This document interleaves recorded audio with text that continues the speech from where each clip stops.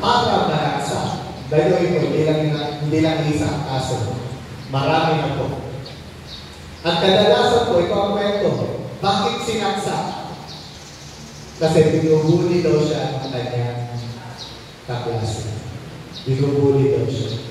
And so, there's this cycle of bullying and violence in the school. At ang mga magulang po, pag in-interview, yung bully daw po yung anak niyo, ano po sa ng magulang. Di po niya magagawa ng anak ko.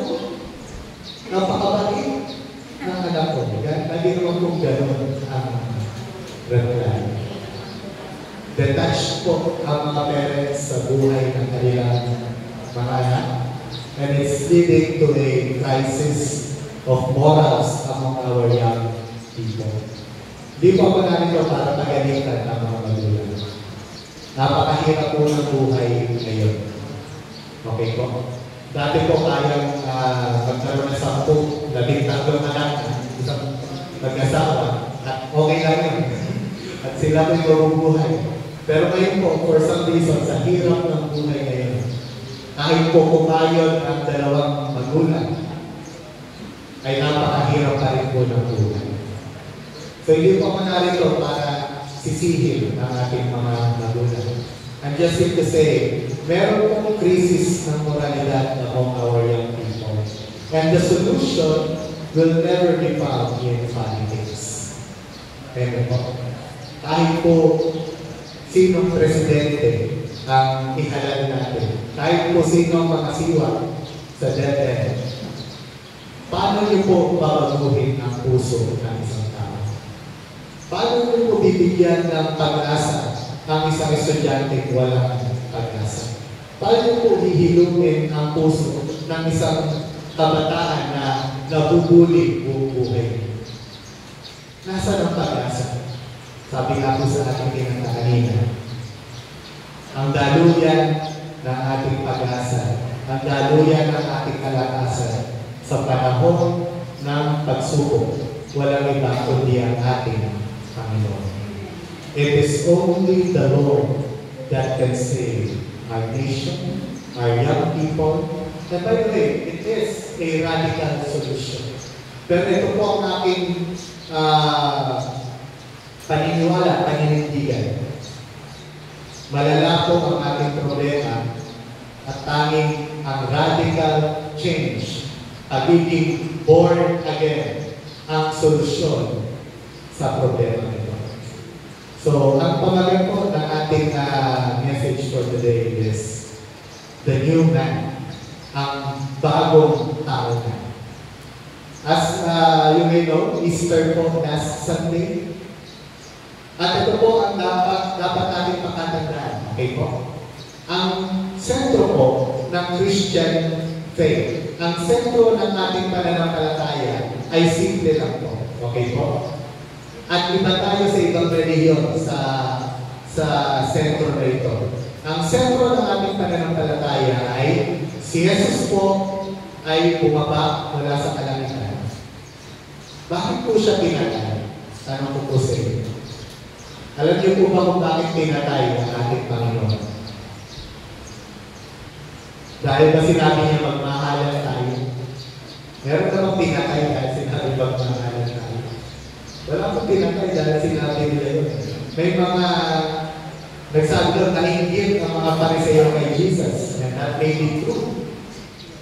However, ano ang kanilang opisyal na kaso laban kay Jesus?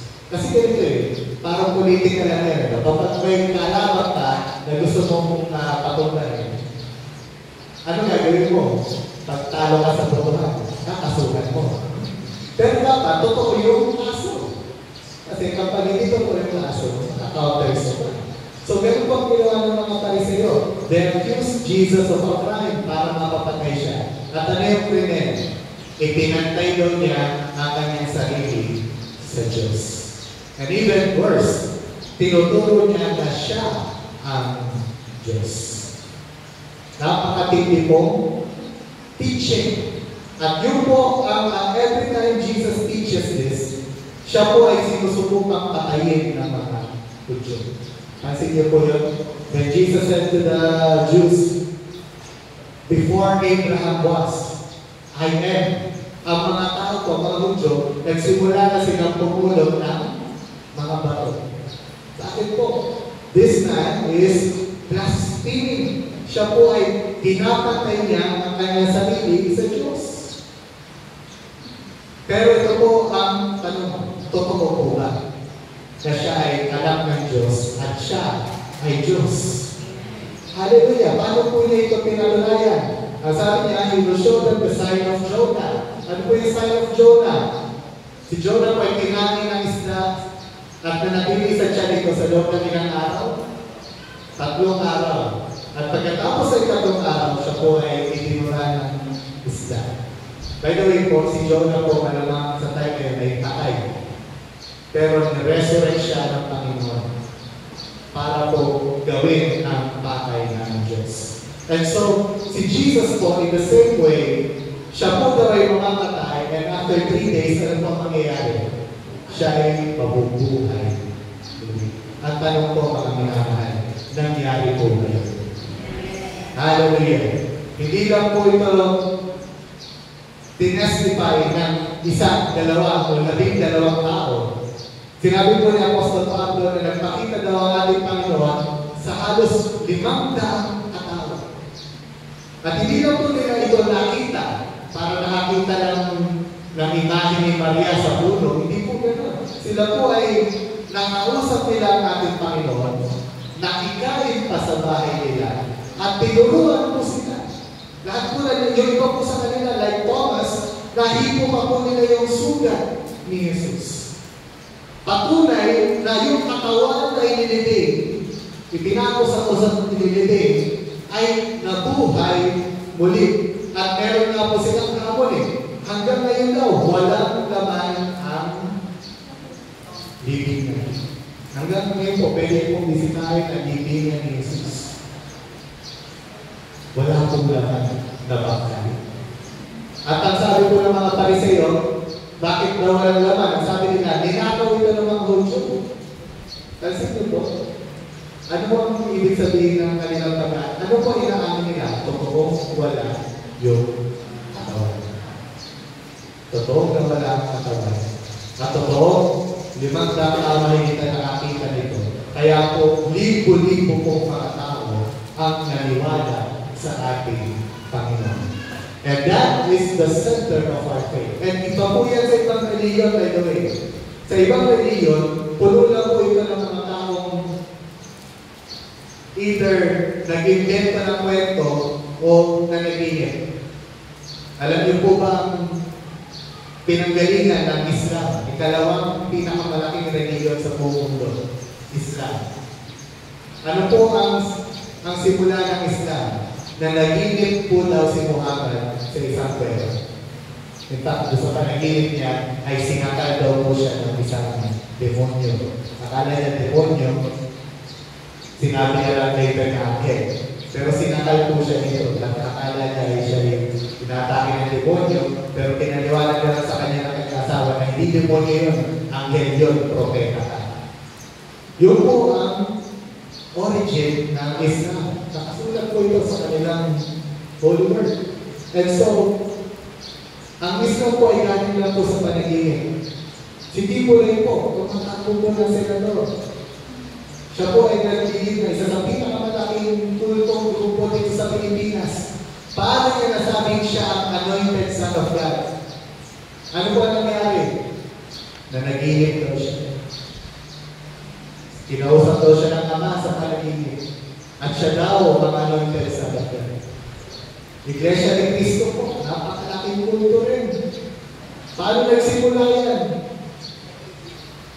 Na naginip daw si Felix Manalo. Totoo ito ang kasinsuali sa ito. Pare-pareho po ako ito niya. Na naginip ako na ako daw ang magsusimula ng tunay na simbahan.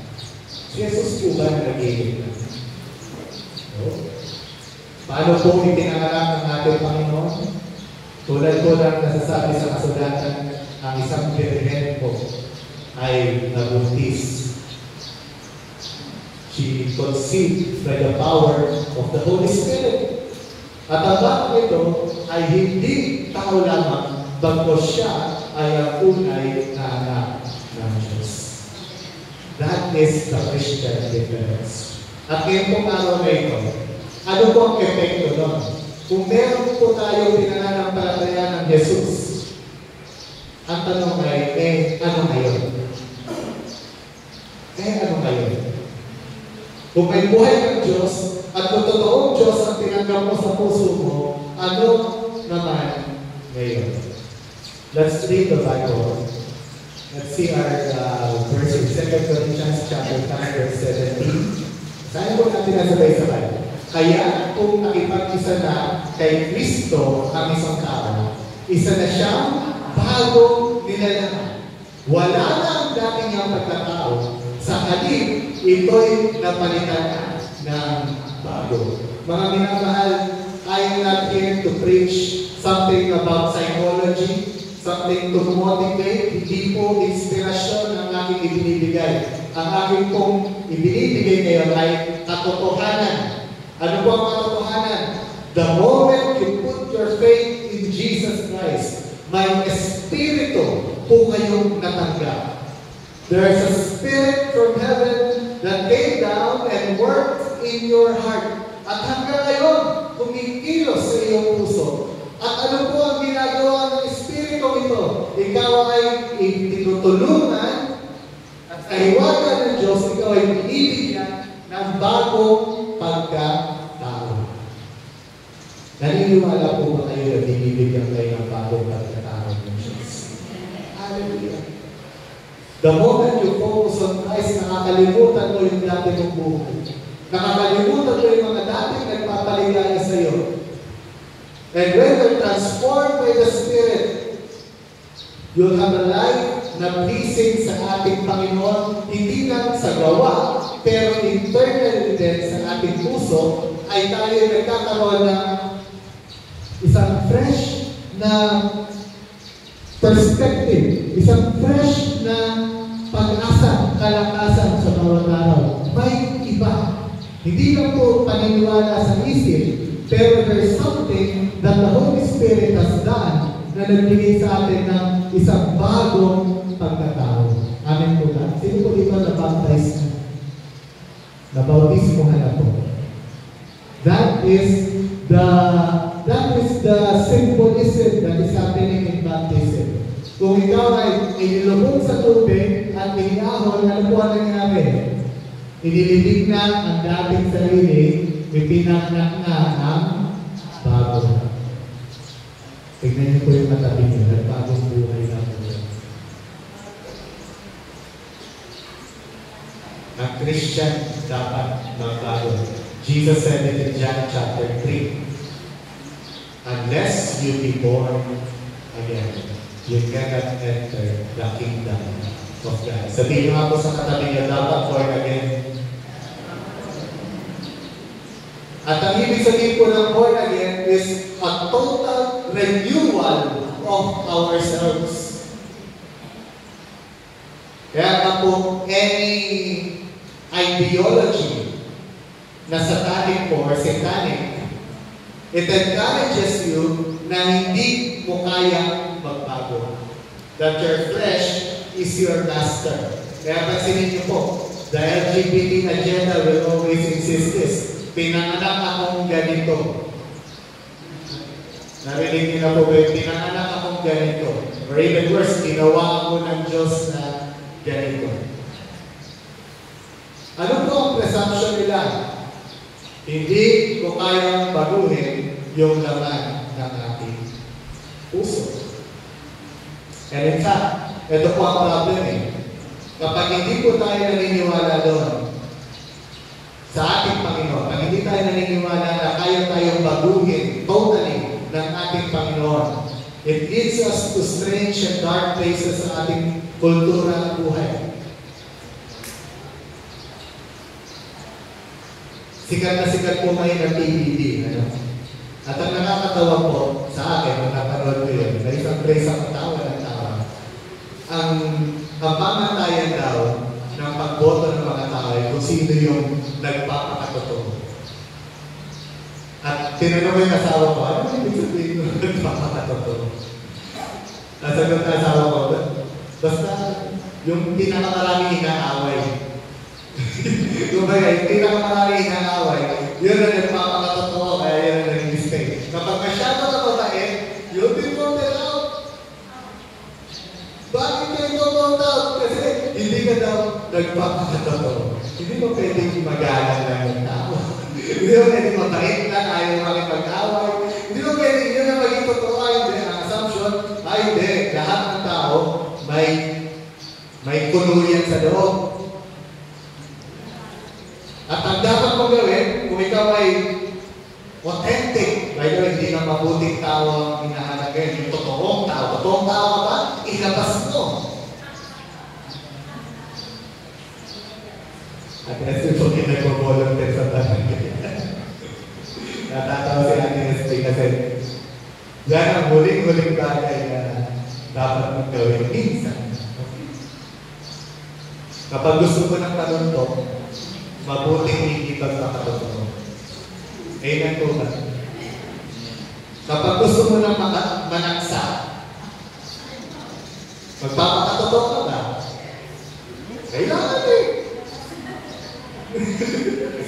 Ano, pakapenge ako, gusto mo na sasakit eh. Anyway, this mindset is very common sa mga kabataan at kultura natin ngayon. Hence, the popularity of social media.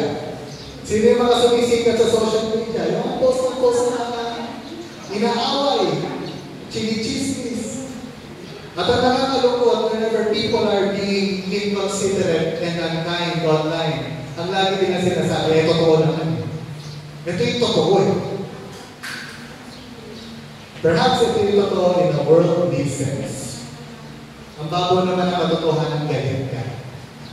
Alam niyo po ang katotohanan, ang tunay na katotohanan, galit man ang tao, may espiritu kayang tumulong sa atin para pawigin ang galit na yun. Amen po. In fact, ang taong nagpapakatotoo talaga, and by totoo ay may nagpapakatotoong tao, ay yung tao na kaya kontrolin ang kanyang temperament.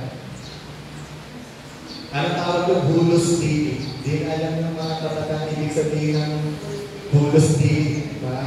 Para Everest ituro niyo sa mga kabataan ang ibig sabihin. Because the meaning of that word has been lost.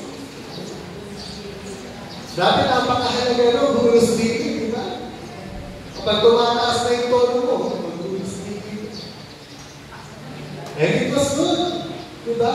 It is good. Gusto mong sakalin yung kapitbahay mo, hindi mo ginagawa, it's good. Kasi hindi ka pinangakan. Hello? Ang totoo na hindi ka dapat manakan. Ang tao nagpapakatotoo ay ang tao sumusunod sa ating Panginoon. Ang tao na sumusuko sa kanyang pagkatao ay namumuhay bilang isang hayop. And it's not good. Can we go to the next slide? May konting illustration lang po ako dito. Dito na. Gumagana po kayo. Yan. Dito natin. Yan. Kadalasan po sa ating society ngayon, iniisip natin, kailangan lang magpakatino. Kailangan lang magpakabuti ng mga kabataan natin. Ano? Kailangan lang itigil yung pananaksa. Kailangan lang itigil yung pambubuli. Kailangan lang itigil yung pag-post sa social media. Siguro pag tinigilan natin sila sa social media, pinagbawal ito, siguro mapabawasan itong mga karumal-dumal na bagay na nangyayari. Perhaps that is true. Personally po, ako po ay advocate na hindi dapat mag-social media ang isang tao hanggang mga 16 or 18. Okay po? 16 perhaps. Pero Yung po ang aking pananampalataya. Bakit po? Nakikita po natin itong mga bullying na ito, hindi lang po sa school nangyayari. Kaya po, napaka-immense ng epekto ng bullying sa isang kabataan. Iba po kasi yung bullying dati. May mga matatanda po kasi dito, sasabihin. Noong panahon namin may bullying naman. That's true. Pero ito po ang fact ng bullying noon. Nabubuli ka lang tuwing break time, lunch break, at perhaps pag-uwian. At pag nagmadali kang uwi, hindi ka maabutan ng bully mo. Ganyan po ba? At pag uwi mo, there's a safe haven. Kakain ka, kasama ng magulang mo, gagawa ka ng assignment, makakatulog ka, may pahinga. Bukas na doon ang bully mo, pero at least kada uwi, at tuwing nandiyan ang teacher at nagtuturo, may pahinga. Pero sa panahon po kasi ngayon, sa social media, iba na po ang bullying. Ang bullying po ay nagpapatuloy. Habang nasa klase, nasa cellphone ng bata, may nambubuli sa kanya. Pag uwi, nasa ng bata, nasa cellphone, nag-check ng mga nambubuli sa kanya. Tuwing kumakain po, ano po hawak ng bata? Cellphone. Habang hindi na po kinakausap ang magulang, nakatingin po sa cellphone at nagkakaroon sila ng anxiety po. Bakit? Bumagaw na yung bully. Pag may nag-post na, ay pangit ka, at maraming nag-like, isipin niyo, pag may nag-post sa page mo, pangit ka, tapos 100 yung nag-like. Matindi po ang epekto doon sa isang kabataan. Kasi there's a sense of permanence pagdating po sa mga bagay na online. Amen po? Kasi parang hindi ka nagkasabihan ang pangit, may isang tao naghaha doon sa post na pangit ka. Ang buong gabi mo ang pag-isipan yung after kumain po, habang gumagawa ng assignment, ano hawak ng kabataan? Cellphone, mga kabataan, by the way, hindi totoo na pagod kayo sa pag-aaral. Dati po, guidance counselor ako. Naiinis po ako sa mga magulang. Pastor! Ang anak ko, pagod na pagod sa assignment. 6 na oras nang nag-aaral gabi-gabi. Ang galing. 6 na oras. Ako na, di ko kaya mag-aaral ng 6 na oras. At best, 3 nung may thesis ako. Pero, 6 na oras. Sabi ko, galing. Grabe naman po ang inyong mga anak. At tanong ko sa kanila, Ma'am, alam niyo po ba ang ginagawa ng anak niyo sa cellphone niya habang may tinawag kayo naman? Ito, may Biblia po ako doon sa guidance counselor. Hawakan mo yung Biblia. Habang sisinungaling, ha? Ano sabi ko sa kanya?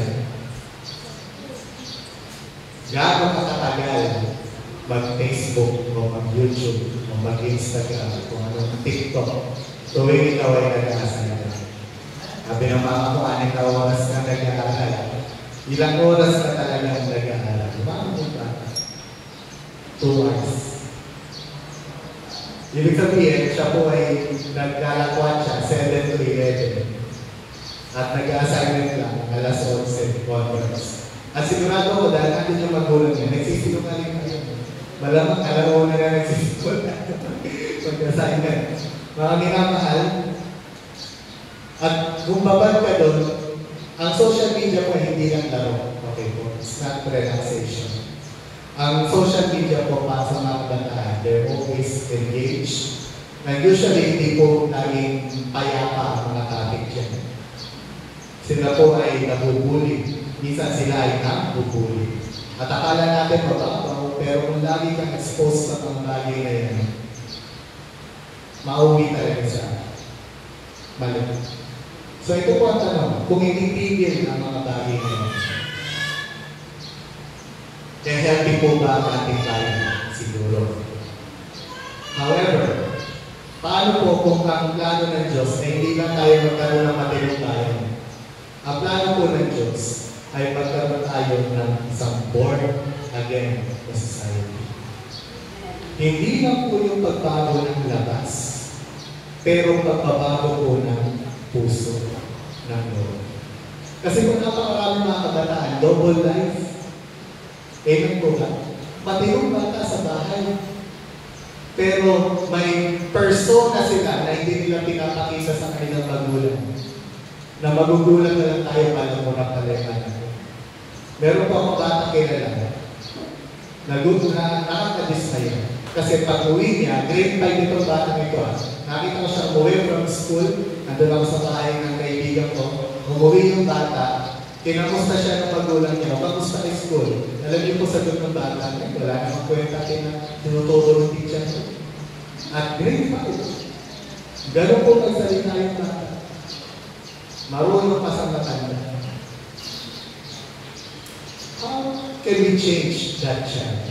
Paano po natin bibigyan ng hindi po sapat na yung batang yun ay mag-aral lang? Tama po ba? Hindi sapat na yung batang yun ay tumigil lang sa pagmumura siguro. There needs to be a radical internal change. Amen po ba? Ganun po sa buhay ng isang Kristiyano. Mga magulang alam niyo ito, hindi sapat na sumusunod. Sino po dito naranasan na magluto sa anak niya tapos nagdadabog? Naranasan niyo na po ba yun? Pag pinagalitan niyo, ano ang sagot pa sa inyo? Ginagawa na nga eh. Kumahindi ka siya. Ako nagagawa niyo. Lumayas ka na lang sa kaningin. Tama po ba mga magulang?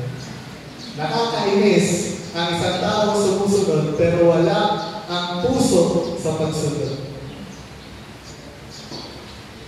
Kailangan po na internal change, mga minamahal. Ano ang katangian ang hinahanap ng Diyos sa atin? According to Galatians chapter 4, verse 7, wherefore thou art no more a servant, hindi na kayo alipin. Hello? But a son, kayo yung mga anak. Hindi kayo alipin, kayo yung mga anak. Ang alipin, pag inutusan mo, medyo wala ka ng pakialam kung inisya sa pagkakaunod. Ayaw natin nun. Pero ang alipin, wala kang pakialam masyado sa kanyang nararamdaman. Basta sumunod ka. Ang isang manggagawa, kumbaga kung ako ay boss ng isang kumpanya na may manggagawa na hindi ako mahal, okay lang yun. Hindi ka naman kailangan sabihin, dapat mahal mo ako, employee kita ito. Trabahan ko kita, basta gawin mo yung trabaho mo, magkakasundo tayo. Hindi ka alipin, sabi mo nga sa katabi mo, hindi ka alipin. Kasi mula siguro, okay lang ma-attend ka, napipilitan ka. Sino mo dito napipilitan ka ngayon? Wala naman sana. Wala ka namin. Pero sa simula, okay lang napipilitan. Pero habang tumatagal, there needs to be a change in our heart. Kailangan magustuhan mo. Kasi kung dito pala sa lupa, ayaw mo ng mag-church, ay hindi ka bagay sa langit. Kasi sa langit, nagpupuri pa rin ng mga kapatid. Kung ayaw mo ng pagpupuri, kung ayaw mo ng church culture, kung hindi mo ayaw mahalin ang iyong katabi, hindi ka fit pumasok ng langit. Kaya sabi ko po sa inyo mga minamahal, pag nailang po ang tanging nakasimangot sa langit, palalayasin kayo ng Diyos. Hello? Pag may kakalit ka dito, at pareho kayo napunta ng langit, at ikaw ay nakasimangot na bakit narito ito? Baka ikaw mapalayas. Kasi walang taong nakasimangot sa langit. Ni walang taong pilit na nakangiti sa langit. Kaya po, marami pong humingiti sa akin ngayon. Praise the Lord. Ito po may ngiti na totoo, galing sa puso o ngiti na pastor. Tinatamaan ko. Hingay-hingay ka na. Mga minamahal, dapat po taos sa ating puso. Sabi ko nga sa inyo mga magulang, if you have children, alam niyo ito, ayaw natin na isang bata sumusunod ng napipilitan. Ang isang anak ay dapat sumusunod ng may pag-ibig at pagsinta sa kanya magulang. So, meron lang po akong tatlong bagay na gusto i-share about living as children of God. Ngayon, si Jesus ay namatay na sa krus ng Kalbaryo. At na-born again na kayo. Hindi na mga alipin, bagkus mga anak na ng Diyos. Paano ba tayo dapat mabuhay? Tatlong bagay lang po. Una po, pagsisihan, kalikuran natin ang ating mga kasalanan. Mga minamahal, there is a spirit, a demonic spirit that is attacking Christians. Alam niyo po ba yan? Ito po yung demonic spirit ng spiritual pride. Nakikita ko po ito nagmamanifest sa maraming bagay at nagiging ng example sa pananamit.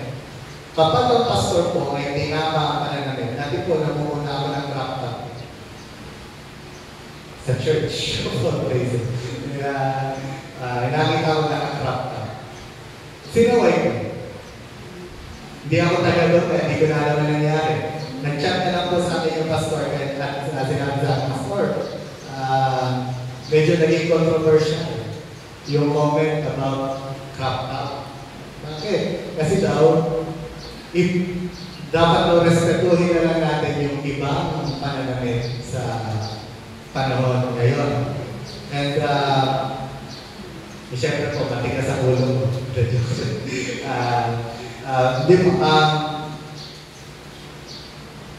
I want to respect yung outfit ng mga tao. Pero, wag po natin kalimutan, virtue pa rin po ang modesty. Hindi modesty, pagiging mahingin sa pananamit. Hindi dapat maamo, banal.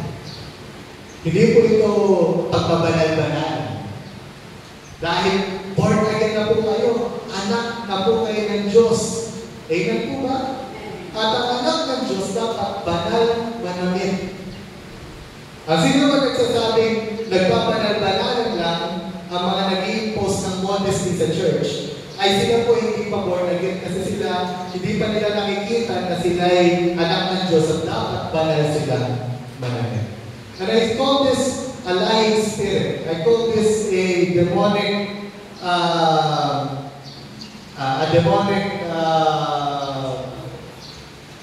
ruse or panloloko. Bakit po? Kasi pansinin niyo po yung double standard natin. Ang mga Pilipino po sa swimming pool, anong bawal isuot sa swimming pool?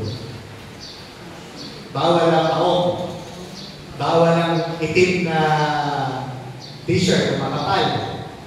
Meron po ba Pilipino nagreklamo na sa swimming pool na karapatan ko lang magsuot ng pantalon?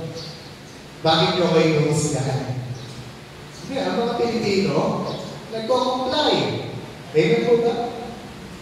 Kapag may kasal, at ang sinabi, ang suot ay puti, na may light blue, kahit gaano kahirap ang isang Pilipino, sisikapin niya umayaw sa dress code. Amen po ba? Bakit? Pag iba yung dress code mo, kabastusan ito sa mga kakasal. Amen po ba? Sa restaurant, papapasukin po ba kayo kapag nakasando at short lang kayo? Makahaling restaurant. Meron po ba nag-protest? Bakit po may use nga? Nakasando ako. Dapat pwede. No. Kung may pamantayan ng restaurant, alam mo mga tao ito, walang nagre-reklamo. Sa gobyerno po, sa LTO, bawal na naka-chinelas. Kahit nakapantalong ka, kahit nakapolo ka, pag nakachinelas ka, hindi ka mapapasukin. May nagreklamo po na. Wala. Kasi may karapatang mag-impose ng anumang institusyon kung ano ang appropriate na pananamit sa kanilang lugar. Bakit sa church of all places, doon nag-uusig ang espiritu ng tama na huwag mong husga? Maraming mahal, pag tinatama po kayo sa church, hindi po ito question ng inyong kaligtasan. Hello? Kapag tinama kayo ng pastor, oy, litaw yung puso mo. Ay, pastor, ligtas ako, mahal ako ng Diyos. Hindi. Kine-question yun, okay? That is not in question. It is not a question of justification, but a question of sanctification. Okay ba yun? Ang justification, ligtas ka ba? Yes, ligtas ka. Pero ang sanctification, nabubuhay ka ba bilang banal na tao? The answer is no. Therefore, kailangan kang itama. Sabihin mo nga sa katabi mo, huwag kang magalit pag ikaw ay hindi na. Repentance is a key in the Christian living. Basahin po natin ang Marcos chapter 1. This is the very first chapter of Mark. At pinakaunang verse po, this is how Mark opened up. Ito ang simula ng magandang balita tungkol kay Jesucristo, ang anak ng Diyos. Tulad ng nakasulat sa aklat ni Propeta Isaiah. Ano po ang sinabi niya? Narito ang sugo ko na aking ipadadala mauuna sa iyo. Ihahanda niya ang iyong daraanan. Ito ang pahayag ng isang taong sumisigaw sa ilang. Ihanda ninyo ang ano? Ang daraanan ng Panginoon. Gumawa kayo ng ano? Ng tuwid na landas na kanyang lalakaran. At dumating na sa ilang si Juan na tagapagbautismo na nangangaral, ano po ang kanyang pangangaral? Pagsisihan ninyo, talikuran ang inyong mga kasalanan at pabautismo kayo upang kayo'y patawarin ng Diyos. Sinabi po, ano po ang sinabi po sa verse 3, ang sasabihin daw nung ipapadala ng Diyos bago si Jesus, ihanda ang daraanan ng Panginoon. Paano niyo po ihanda ang daraanan ng Diyos sa puso niyo? Ituwid ang mga landas. Talikuran ang mga kasalanan. Pagdating po ng Panginoon sa puso niyo, tuwid po ba kanyang daraanan? O pasikot-sikot pa? Tuwid po ba kanyang yayapakan? O puno pa ng bundok at gambang? Ituwid po natin ang daraanan ng ating Panginoon. Amen po ba? Natural lang ito. Pagkalaman niyo po darating sa bahay ng Presidente ng Pilipinas, maglilinis ka. Diba? Kahit gaano kaliit ang bahay mo, kahit gaano kahapon yan, the moment you know, darating ang Presidente. Ako yun eh. Dumating po dito ang ating First Lady. Siguro po, grabe ang paghahanda ng bayan ng Teresa. Amen po ba? And that is good. Diba? Kapag may darating na tanyag ng pangalan, kailangan tanggapin natin ng masigasig at ng may pagiging welcoming. Kung gano'n po tayo sa asawa ng ating Presidente, paano pa po kaya para sa Diyos? Hello? Kung darating ang Diyos sa puso mo, ituwid mo ang kanyang daraanan. Kailangan po ay repentance. Kaya po, halos lahat ng taga-Judea, taga-Jerusalem, ay pumunta kay Juan. Ipinahayag nila ang kanilang mga kasalanan at sila'y pinautismo niya sa ilog ng Jordan. Maraming mahal, ito po ang gusto malinawin. You are not saved by repentance. Linawin ko. Hindi ka may niligtas ng iyong pagsisisi. However, ang pagsisisi po ang prerequisite para matanggap mo ng tama ang mabuting balita. Bakit po? Let me explain. Parang ito lang po yan. Kung may ayuda po, barangay, may ayuda, may namimigay. Nasa listahan ka. Naniniwala ka na natin sa listahan. Pero hindi ka pumunta. Mabibigyan ka ba? Ha? Hindi ka pumunta eh. Kumbaga po, ang pagliligtas po ng Diyos ay isang ready na regalo. Pero kailangan meron ang puso na nagsasabing kailangan ko ang regalo niya, pupuntahan ko. Hello? Bakit po kayo pumunta sa church? Marami pong mga tao pumunta sa church para nandigaw, para yumaman, para gumaling sa sakit. Sa simula, katanggap-tanggap. Maraming pwede gamitin ng Panginoon para dalhin ka sa Kanyang tahanan. Pero mga minamahal, habang tumatagal, before you're able to receive the gospel, kailangan meron kang tinatawag na repentant heart. Amen po. Kailangan meron tayong puso na may pinagsisisihan. Bakit? Ang alok ng Diyos, kabayaran sa ating mga kasalanan. Hello? Yun ang alok niya. Sino po dito may kilala taong hindi nagkakamali? May kilala pa kayo yan. Lagi na lang siya yung tama. Hindi na kailangan ng Diyos. Sino po dito lagi na lang mali? Hallelujah. Baka lalaki yan. Ang bilis magtaas ang kamay. Sa mga laging mali dyan, praise the Lord. Because para sa iyo ang ginawa ni Jesus doon sa krus.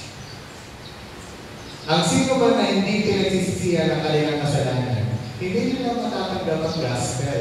Amen po ba? Kasi para saan ka? Perfecto ka naman. Na-mention po kanina, LGBT ideology. Ito po ang problem doon. That's why you can be an LGBT advocate and a Christian. Kasi po, according sa Bible, kasalanan ang pagiging LGBT. Pero ipipilit mo na hindi ito kasalanan, paano ka makakapagsisi? At kung wala kang pagsisisi, paano mo kailangan ng Diyos? Hindi ka naghahanap ng Diyos na magpapatawad. Naghahanap ka lang ng isang excuse para magpatuloy sa kasalanan. Hindi nyo pwedeng gamitin ng Diyos sa kahit anong agenda nyo, mga minamahal. Amen po ba? Ikalawa po, aside from turning away from sin, we also should look unto Jesus. Ito po ang kahingaan ng mga Katoliko. Ang mga Katoliko po, napaka-radical po ng kanilang katekismo. By the way, pinag-aralan ko po ang Catholic Catechism, naniniwala po sila na the moment ay tinaas ng pare yung tinapay. Yun po ay nagiging literal na katawan ng Diyos. Literal na katawan ng Diyos. Pero kahit tanggapin nila ang katawang ito, sigurado po ba sila sa kanilang kaligtasan? Hindi. Bakit po? Ano ang turo ng Katoliko? Ikaw ay naliligtas sa pamamagitan ng pananampalataya at gawa. Kailangan may gawin ka. Pag hindi ka perfecto, hindi ka papasok sa langit. Paano ka makapasok sa langit? Hindi ka nga perfecto. Kaya po wala sa kanila ang nakakaalam ng tunay na gospel. What is the true gospel? The true gospel is salvation by faith alone.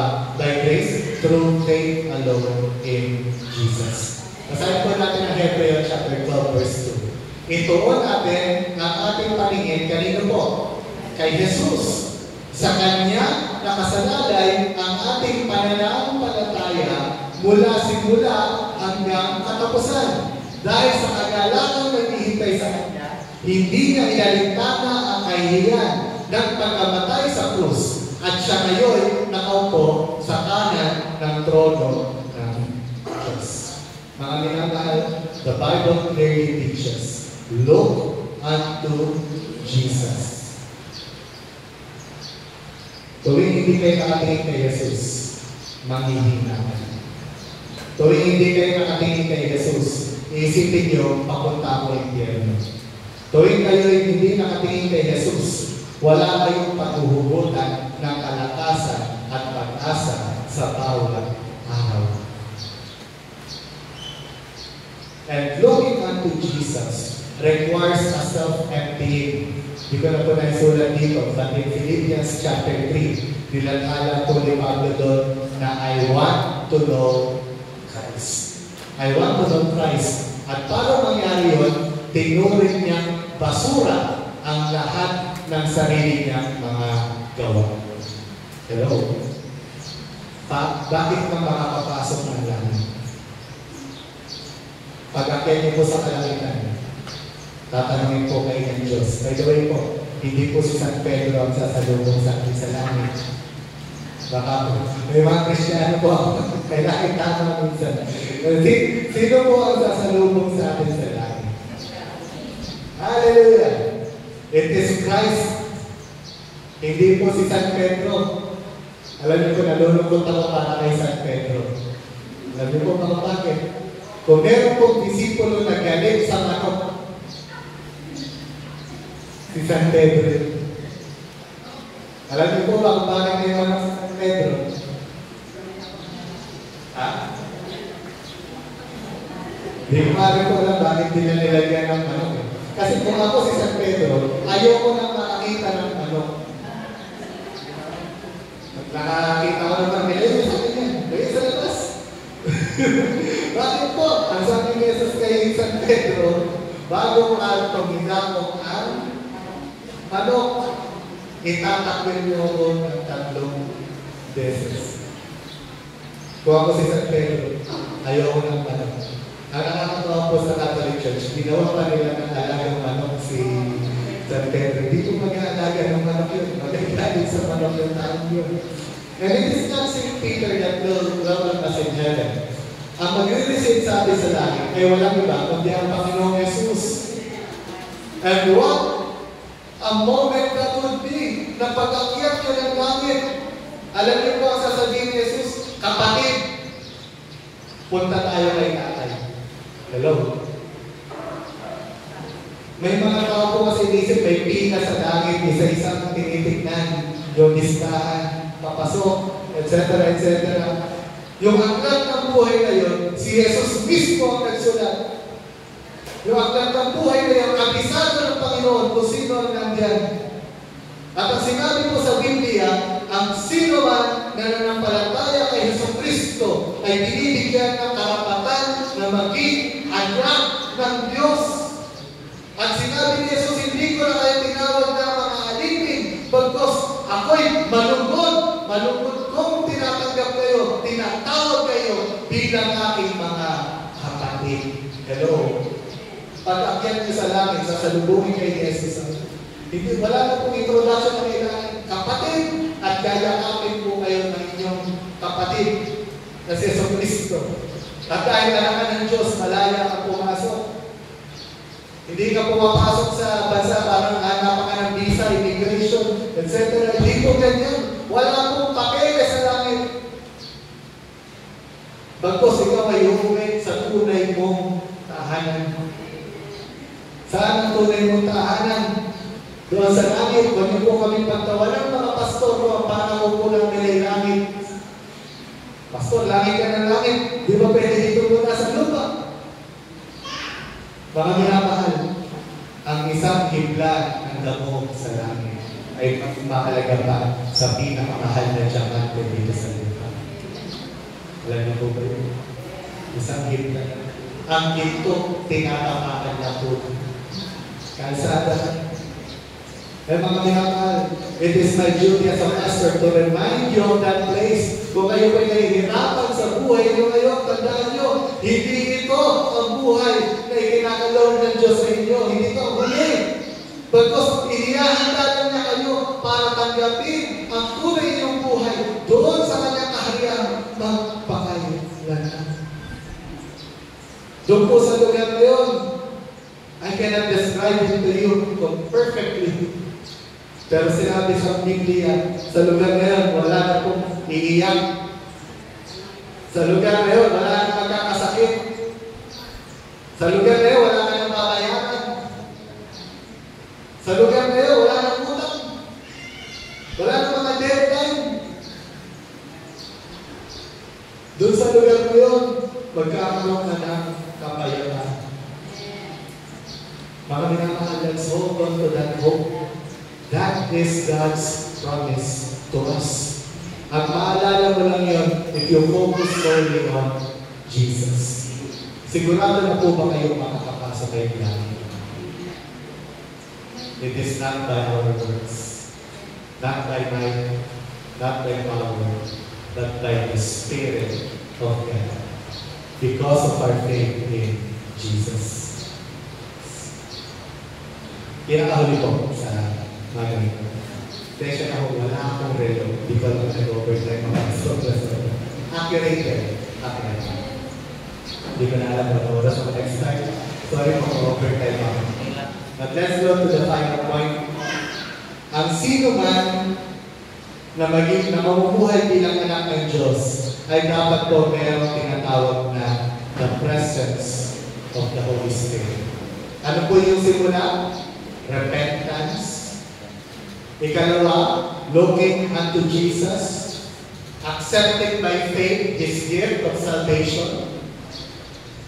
And when we have accepted that, ang Holy Spirit na ay bababa para baguhin ang ating buhay. Basahin po natin ang Romans chapter 8, 9-11. Ngunit hindi na kayo nabubuhay ayon sa laman, kundi ayon sa Espiritu. Sa katunayan, naninirahan sa inyo ang Espiritu ng Diyos. Kung wala sa isang tao ang Espiritu ni Kristo, hindi kay Kristo ang taong iyon. Ngunit dahil naninirahan sa inyo si Kristo, mamatay man ang inyong mga katawan dahil sa kasalanan, ang Espiritu naman ninyo ay buhay sapagkat itinuring na kayong matuwid ng Diyos. Kung naninirahan sa inyo ang Espiritu ng Diyos na siyang muling bubuhay kay Jesucristo, siya ang muling bubuhay sa iyong mga katawang may kamatayan sa pamamagitan din ng kanyang Espiritu na ninirahan sa inyo. By the way po, this is a very good argument na Diyos si Jesus. Kung may makakausap po kayong Iglesia ni Cristo dyan, pansinin niyo po verse na ito. Ano po ang naninirahan sa atin? Ang Espiritu ng Diyos. Pero on the other hand, may isa pang Espiritu na tinatawag yan, Espiritu ni Kristo. Hindi po dalawang Espiritu na nasa loob natin. Isa lang po. Amen po ba? The Holy Spirit, the Spirit of God, the Holy Spirit is also called the Spirit of Christ. Kung ang Espiritu ng Diyos ay ang Espiritu ni Kristo, sino si Kristo? Siya ang Diyos. Okay po? Hallelujah. Sorry. Every Christian should live according and in the presence of the Spirit of the Lord. Amen. At ito po ang gusto kong linawin ngayong umaga ito, brother. We are not saved by our mindset. The Holy Spirit is not merely a mindset. May mga tao po kasi nagsasabi, Spirit ay mindset lang yan. Ang pagkakaroon ng pag-asa ay state of mind lang. Na hanggang ikaw ay malakas, ikaw ay ligtas. Mga minamahal, sino po dito naniniwala kahit mahina tayo, hindi pa rin tayo binibitawan ng Diyos? Hallelujah. It is not merely positive thinking. And it is not our psychology that will save us. It is the literal Spirit of the Lord. Ano po ang ibig sabihin ng Spirit na ito? Na atin pero hindi tayo. Again, atin ang Holy Spirit pero hindi tayo ang Holy Spirit. Ibig sabihin po nito, whatever state we are in, hindi po nawawala, nagmamaliw ang pangako ng Diyos. Mga minamahal, inihalin tulad po ni Pedro at ni Pablo sa isang kasal, ang relationship ng Diyos sa kanyang simbahan. Ang Diyos na ang groom, ang church ang bride.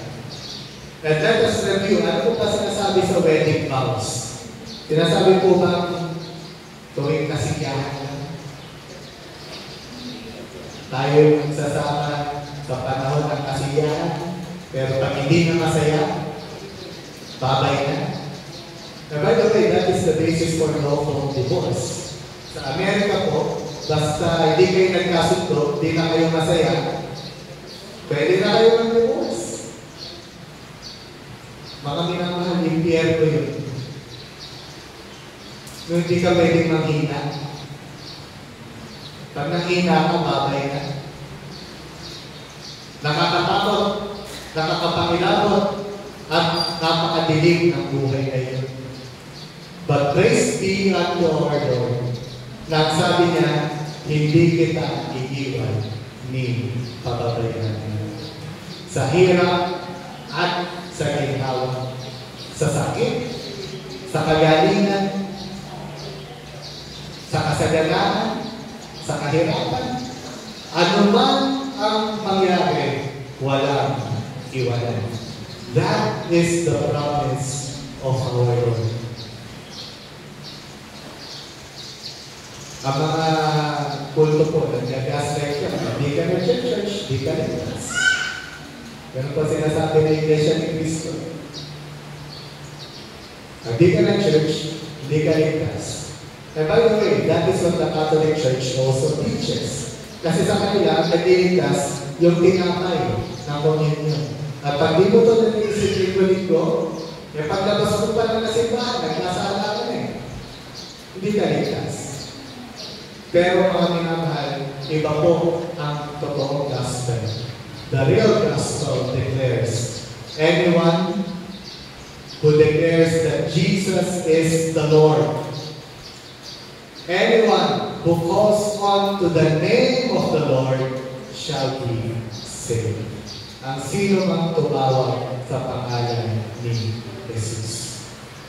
And that is the core that will anchor the Holy Spirit in your heart. Kapag ikaw ay naniniwala na hindi ka iiwan ng Diyos, the Holy Spirit will bear fruit. Ano pa ang fruits of the Holy Spirit? Alam niyo pa po na ito? Love, joy, peace, patience, kindness, goodness, faithfulness, gentleness, and self-control. At syempre po, maraming pang iba. Lahat ng mabubuting bagay dito sa mundo, nakaugnat yan sa Holy Spirit sa puso mo. It's not your personal effort. Sabi mo nga sa katabi mo, huwag ka nang magmagaling.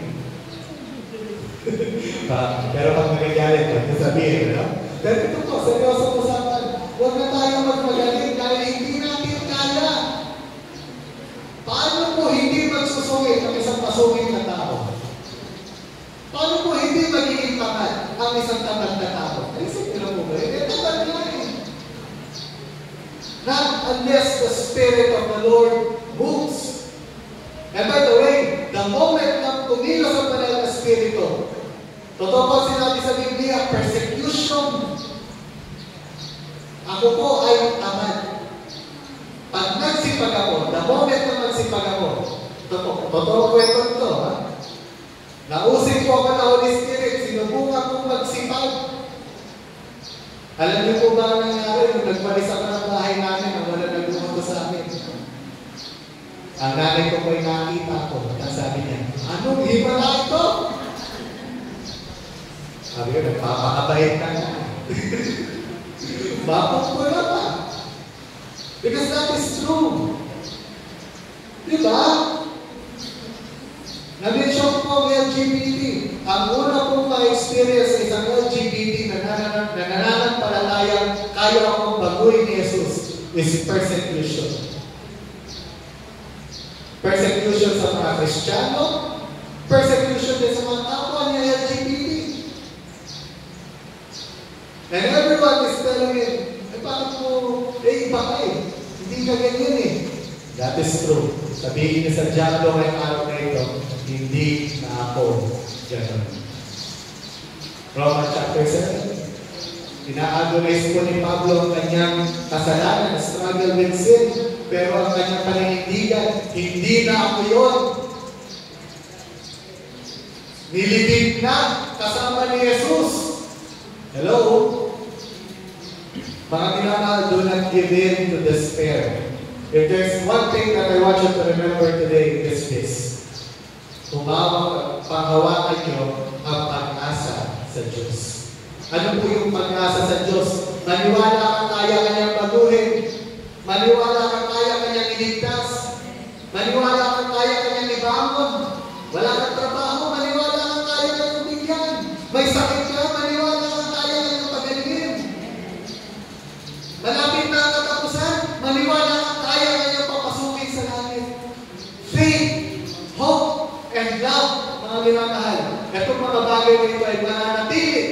kahit matapos na ang lahat ng bagay, kahit matalo ka sa anumang laban sa buhay, itatawid ka ng pangako ng Diyos. Itatawid ka na. At makikita mo ang kabiguan mo ay magiging tagumpay. Dahil makikita mo ang kamay ng Diyos na ginagabayan ka, ito pala ang plano mo. Panginoon, napakabuti mo. Patawarin mo ako sa aking kahinangan ng kanyang kalagayan. Mga tinamahal, God is faithful to Him. Buhay po ba ang ating Panginoon Jesus? Hallelujah! Pwede po ba natin palakpakan ng Diyos sa buhay sa araw na ito? At dahil buhay ang Diyos, kaya natin magbagong buhay, kaya natin tinisin pa itong buhay na ito. One more day. Tama ba? Sa pag-araw. At bukas, ganun ulit. May magandang kanta po. Ang paborito kong hymn ay yung Great is Thy Faithfulness. Ang paborito ko din niya doon ay Strength for Today and Bright Hope for Tomorrow. Kalakas, dahil tapat ng Diyos, may kalakasan ako sa araw na ito. Dahil buhay ng Diyos, kaya ko pa. At alam niyo po ba, kung may espiritu lang ng Diyos sa mga kabataan dito sa eskwelahan natin, kung may espiritu lang ng Diyos sa mga naro-road rage dyan sa Antipolo, if the Spirit of God is in them, they can say, nagagalit ako, pero kaya ko pa. The moment na isang tao ay sabihin, hindi ko na kaya, dinedete niya ang kanyang kaluluwa sa pagkakas. Ano po ba ang mga testimony ng mga na-interview po natin? Hindi ko na kaya. Napuno ako eh. Nagdilim ang paningin ko. There's a demonic spirit going around. Keep the Spirit of the Lord in your heart. Mga hindi po biro ang aking sinabi kanina na it is only the Spirit of the Lord that can change our nation. Paano may magbabawal ang road rage? Paano bawal ang bullying? Pero hindi naman tinitigil ang mga estudyante. Ano ba ang pag-asa natin? Walang iba kundi ang Espiritu ng Diyos. Pray for the young people. Pray for the youth of our community. Higit pa dyan, gabayan natin sila. Bigyan natin sila ng pag-asa. Pag-asa para naman. Kasi yan ang pinakadelikadong tao. Ang isang tao nagsasabi, walang pag-asa, walang mangyayari. Bahala na si Batman. Delikado po ang kanyang mag-isip. And so today, kinakahuli na po ito. Sabihin ko sa inyo na kami, may pag-asa. Pag-asa. At dahil may pag-asa, kaya ka natin. Ayun. Di mo kailangan mamundok sa NPA. Di mo kailangan magrebelde. Di mo kailangan magpakatok mo. Ang kailangan mo, magtiwala sa Diyos. Tayo maglagay na lang. Panginoon, Diyos na magkagaling sa lahat. Ibagpuli ka namin sa araw nito. Salamat, Panginoon, sa pag-asang aming natanggap na Ikaw, ang Diyos, na buhay magpakailanman at ang nagbibigay ng pag-asa sa aming buhay. Panginoon, sa mga sandaling ito, tinataas po namin sa iyo si Pastor Jerry, the bench of Panginoon. We believe, O God, na Ikaw ang Diyos na nagpapagaling ng lahat naming mga karamdaman, lahat naming mga hinanakit, Panginoon, ay Lord, Ikaw ang Diyos na nagtatawid sa amin. And so, Lord, by the power of the name of Jesus, we declare healing para po sa aming Pastor Jerry, Panginoon. Kayo po ang Diyos na magpapagaling sa Kanya, higit pa sa mga gamot, higit pa sa mga operasyon, higit pa sa kahit anong kaya nangyari ng mundo ito, ang kapangyarihan mo, ang pangalan mo, ang aming pinakahawakan. You are Jehovah Rapha, our great healer. You are the Lord who heals us, O God. Kaya, Panginoon, panatag kami and we are praying for Pastor Jerry. Panginoon, sa umagang ito, ang sino man na nangihina sa kanyang pananampalataya ngayon, O God, Lord, I declare, send the Holy Spirit upon them. Bigyan mo sila ng liwanag, ng pag-asa, para patuloy na mamuhay in accordance to your will, O God. Salamat na hindi mo kami hinahayaang sumuko, Panginoon. Salamat na hindi mo kami sinusukuhan. Salamat na ikaw ay tapat magpakailanman. Panginoon, di man kami karapat-dapat, pero tinanggap mo kami bilang iyong mga anak. At dahil naging mga anak mo kami, nagkaroon na kami ng bagong buhay, Panginoon. Isang buhay na hindi nawawalan ng kalakasan. Mahirap man, Panginoon, ang buhay. Mahirap man ang aming mga pinagdadaan. Ang ina sa amin ay dumaan pa sa kabiguan, Panginoon. Pero Lord, ano man ang mangyari, magtitiwala kami sa iyo. Because you are faithful in all things. And Lord, as we give our faith to you, we declare that the name of Jesus is the name above all names. Na sa simpleng pagtawag namin sa iyong pangalan, sumusunod ang mga anghel sa kalangitan kung ang tulungan namin. We are declaring victory not only in our earthly battle, but in our spiritual battles, Panginoon. Sinasabay namin ang demonyo sa aming buhay, sa aming pamilya, sa aming iglesia, sa aming trabaho, sa bawat sulok ng aming buhay. Pinapalayas namin si Satanas in Jesus' name. Dahil wala siyang lugar sa buhay ng mga anak ng Diyos. Salamat, Panginoon. We worship your name forever and ever. In the name of Jesus we pray. Habang isa po ay magsabi na Amen. Hallelujah. Dito po tayo.